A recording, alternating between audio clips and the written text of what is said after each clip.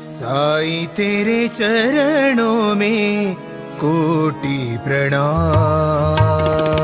साईं तेरे चरणों में कोटि प्रणाम।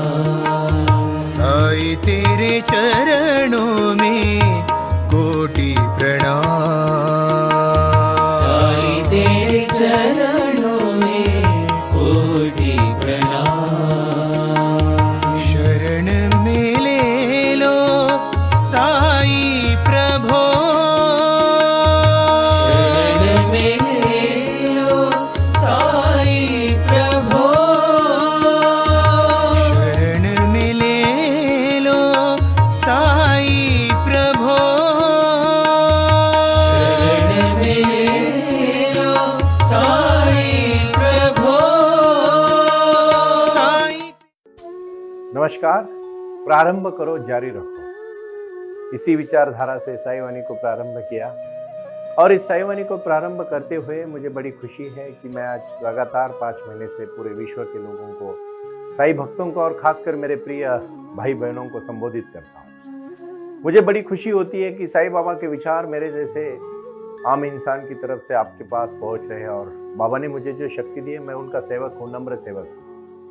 बाबा ने जो भी मुझे ज्ञान दिया मैं आप सबके लिए बांट रहा हूँ, क्योंकि मेरा लक्ष्य है कि आपके जीवन में क्रांति होना, बदलाव लाना और आप अपने जीवन में बदल के वो कार्य को सीमित हो जाए जो कार्य आप करना चाहते हो।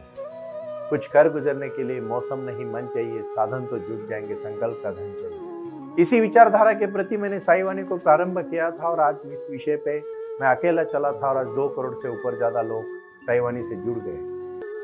मैं आज एक हमारे साईवाणी के जो केंद्र किस तरह से स्थापित की जाते हैं उसके बारे में कहूंगा, क्योंकि ये साईं बाबा का कार्य निरंतर चलने वाला कार्य है। उन्होंने श्रद्धा सबूरी का नारा दिया, सबका मालिक एक कहा और प्रारंभ करो और जारी रखो। इसी विचारधारा के प्रति हम जुड़ गए। मैं खासकर उन्हीं महानगरों के प्रति और गांवों के प्रति भी कहना चाहूंगा, क्योंकि गांव में ही भारत बसा हुआ है। हमारा देश ये 80% देश आज भी 70% 70% देश 80% देश आज गांव में है। भारत सही में अगर देखना चाहते तो गांव में जाना चाहिए, जैसे पूज्य महात्मा गांधी जी ने कहा था। उन्हीं गांव के प्रति अगर भारत का जो भी हिस्सा है वो उसके प्रति देखा जाए तो भक्ति और साधना तो हर जगह पे होती है।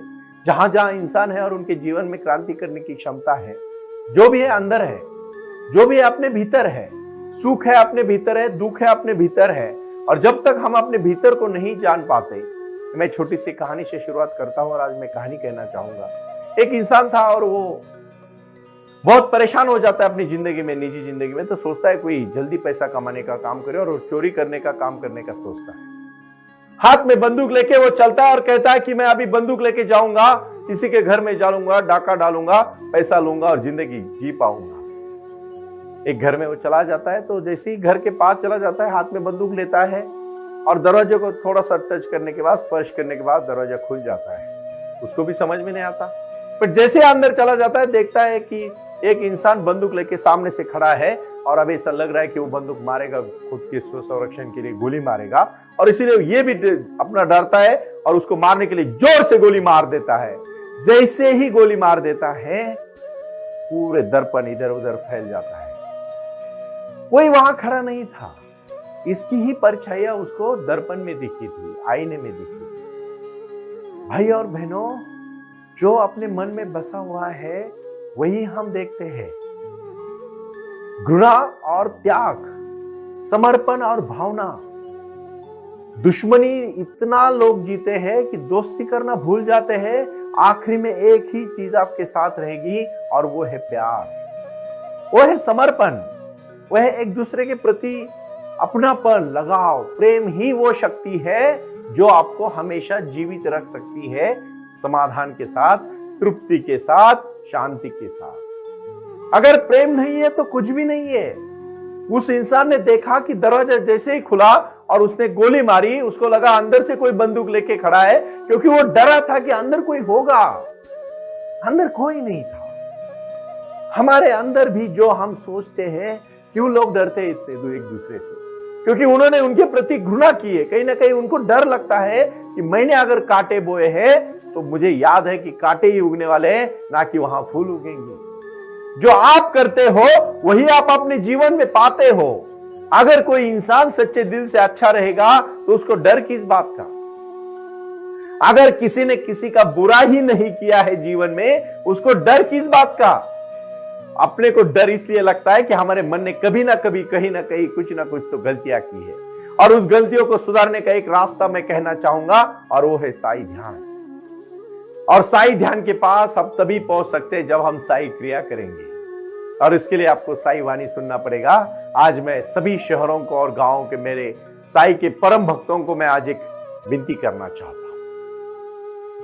हमारे शरीर को ही हम मंदिर कहते हैं, और साईं बाबा की जो फोटो है वो लगा के उसमें मैं आपको, मेरे छोटा सा नम्र सेवक हूं, इसीलिए मैं मेरी छोटी सी फोटो उस जगह पे मैं आखिरी में रखूंगा, लेकिन मेरा तो मेन कहना है साईं बाबा ही सब कुछ है।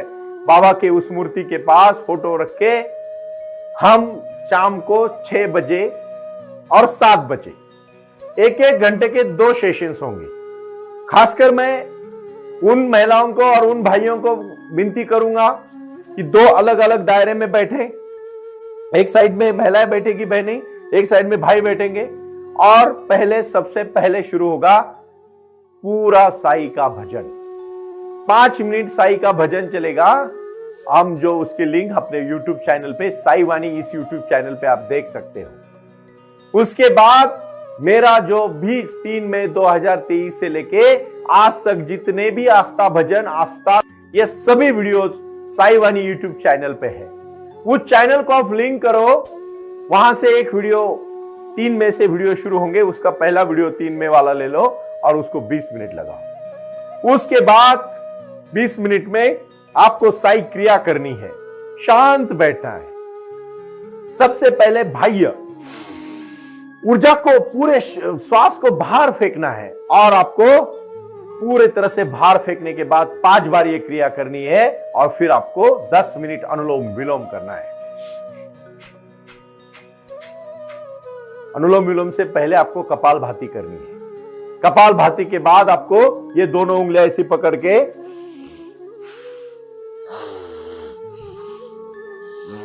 ये आपको 5 मिनट की एक्सरसाइज करनी है, अभ्यास करना है। उसके बाद आपको सिर्फ और सिर्फ भ्रामरी करनी है। आपको गले से आवाज निकाल के और एक्सरसाइज के बाद आपको ओंकार का उच्चार करना है 10 बार।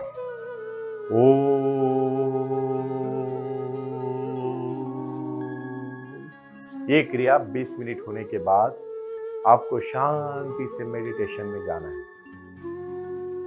गहरे मेडिटेशन में जाने के बाद आप सिर्फ साईं बाबा का विचार सुनोगे, और पूरी शक्तियां पद्मासन में बैठने के बाद हाथ की जो चीन मुद्रा है उस तरह से करोगे तो भगवान आपको आशीर्वाद देंगे। और उस ध्यान मुद्रा को, चीन मुद्रा को ऊपर करके शांति से गहरी सांस पे ध्यान देना है।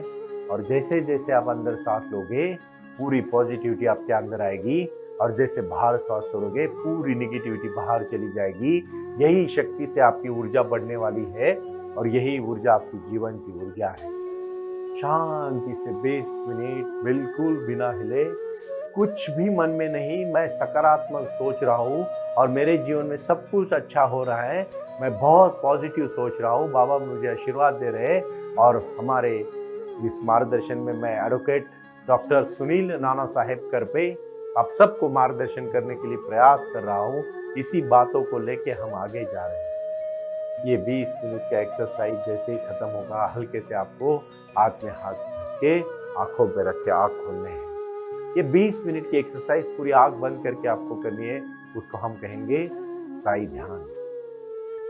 और फिर उसके बाद एकदम प्रसन्नता से उठ के आपके जीवन के हर समस्या को आपको आगे लेके चलना है। यही तो बात है साई वाणी में, यही तो विचार है साई वाणी में, और यही तो क्रांति है साई वाणी की, कि जो जीवन बदलने के लिए और जीवन में कुछ करने के लिए आपको मदद करेगी। कुछ कर गुजरने के लिए मौसम नहीं, मन चाहिए। साधन तो बिल्कुल जुड़ जाएंगे, ये सब मुश्किल नहीं, नामुमकिन नहीं, बल्कि बहुत आसान है। सिर्फ करने का तो ठान लो भाइयों। एक बार आपने अगर ठान लिया तो कोई मुश्किल नहीं है। क्योंकि देखो, एक बात याद रखना, इस भागम दौड़ी में हम सब कुछ करेंगे, लेकिन जीतना, अपने जीवन में कार्य करना भूल जाएंगे। क्योंकि रोजमर्रा की जिंदगी है, उस रोजमर्रा की जिंदगी में हमें समझ में नहीं आता है हम हमारे लिए कब जिएंगे। हम हमारे लिए जीना ही भूल जाते हैं।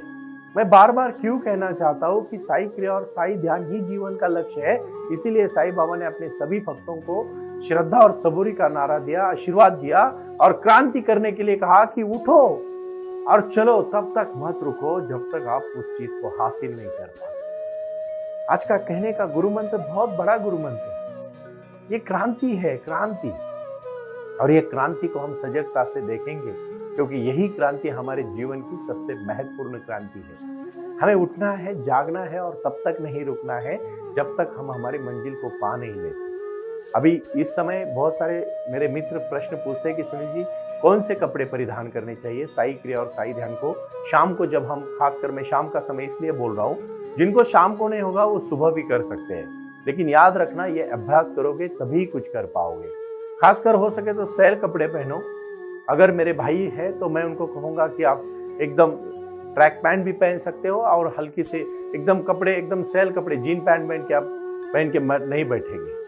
मैं महिला भगिनियों को कहूंगा साड़ी भी में बैठ सकते हैं और या पंजाबी ड्रेस में भी आराम से आप रिलैक्स बैठ सकते हैं, या पैंट शर्ट भी है तो भी चलेगा, लेकिन ढीले कपड़े होने चाहिए। दूसरी बात, सबसे पहली बात है कि जब आप एक्सरसाइज करोगे शाम को तो उसके लिए मैंने जो साई क्रिया की जिस तरह से डिजाइन की है मैं उसको सिखाऊंगा। लेकिन मेरे शिक्षक, मैं खासकर उन्हीं शिक्षकों के प्रति बहुत कटिबद्ध हूँ जो शिक्षक आज हमारी बहन कल्याणी नगर में शैलजा दीदी पूरी तरह से आपको कल्याणी नगर में सिखाएगी।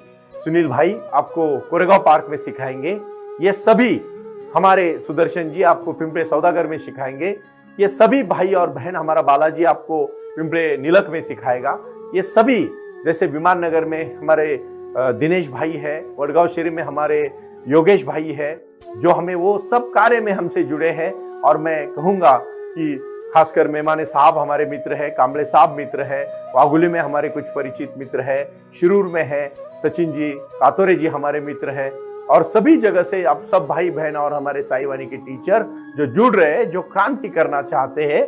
ये सुनील करपे की क्रांति नहीं है, ये साई बाबा की क्रांति है। मैं तो निमित्त हूं। शिक्षक एक कार्य कर सकता है कि अपने बच्चों को पढ़ाए, और मैं तो ध्यान का मार्ग देना चाहता हूं क्योंकि विवेक ने बहुत अच्छी तरह से जब घोरपड़ी का हमारा सेंटर शुरू किया तो मैं विवेक को भी कहना चाहता हूं, विवेक तेरा सबसे बड़ा और अच्छा सेंटर हुआ है क्योंकि ज्यादातर लोगों को तू भी कार्य करने जा रहा है। क्योंकि मैं अकेला चला हूं, मैं अकेला नहीं हूं, पूरे वर्ल्ड के सभी हमारे मलेशिया में शिल्पी दीदी हमारे लिए कर रही काम, हमारे बहुत सारे उत्तर प्रदेश हो, एमपी हो, मध्य प्रदेश हो, वहां से सभी, मनोज भाई है, जयसवाल जी है, पंकज जी है, हमारा सुजीत राव सिनरे जी है, ये सभी मेरे भाई बहन अभी पूरे विश्व से जुड़े हैं। हमारे गणेश जी पाटोले शिरडी से काम कर रहे हैं। कितने सारे भाई बहन हमसे जुड़े हैं। ये सभी भाई बहन, हमारे डॉक्टर शेंडे है औरंगाबाद के, तो कितने सारे लोग अभी इस कार्य से जुड़े। इसको मैं इतना ही कहना चाहता हूं कि ये कार्य अकेले का नहीं, ये कार्य हम सबको मिलकर करने का कार्य है। और आज जो साई क्रिया और साई ध्यान का मैं जो ऐलान आपके सबके सामने कर रहा हूं, लेकिन 20 मिनट की साई वाणी सुनना जरूरी है क्योंकि वो विचार, वो कहानियां, वो बाबा ने दिए हुए संदेश आपके जीवन में मूलाग्रह और क्रांति बदलने के लिए है। क्योंकि हम हमारे जीवन के दैनंदिन जीवन में जितनी भी रोजमर्रा की समस्या से जूझते हैं, वो समस्या कहीं बाहर नहीं है, अपने अंदर है।